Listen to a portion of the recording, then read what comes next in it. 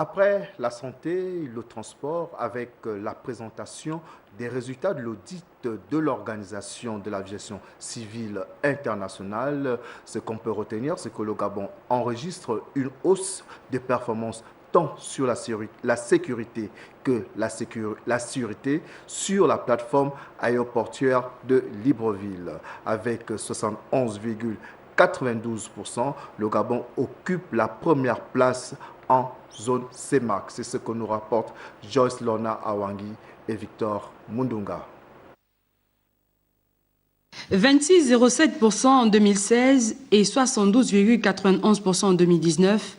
Des chiffres qui montrent la progression des normes de sécurité et de sûreté sur la plateforme aéroportuaire de Libreville. C'est l'une des conclusions de l'audit de l'Organisation de l'aviation civile internationale, l'OACI.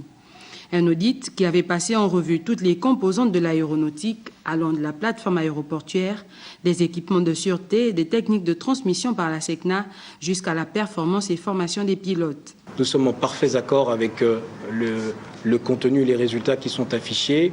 La République gabonaise va donc accuser réception et valider ce rapport qui se transformera en rapport définitif, qui est une première étape. Et nous allons continuer à travailler avec le gouvernement, avec le Parlement, avec les différentes institutions qui sont ici, donc les différents opérateurs de l'aviation civile, afin de maintenir ce score et même de pouvoir le faire progresser.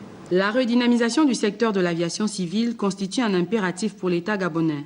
Et le rapport de l'OACI démontre la volonté des autorités à doter notre pays d'une plateforme qui réponde aux standards internationaux. Au moment où nous nous lançons dans la réhabilitation des infrastructures aéroportuaires, ainsi que dans la construction du nouvel aéroport international en zone sud de Libreville, nous nous réjouissons de ce progrès qui permettra à notre pays de développer son secteur aérien dans les conditions optimales de sécurité et de sûreté. Par ce résultat, le Gabon pointe à la deuxième place de la CAC et à la première place de la CEMAC. Reste maintenant au gouvernement à engager des discussions avec l'Union européenne afin de sortir le Gabon de la liste noire.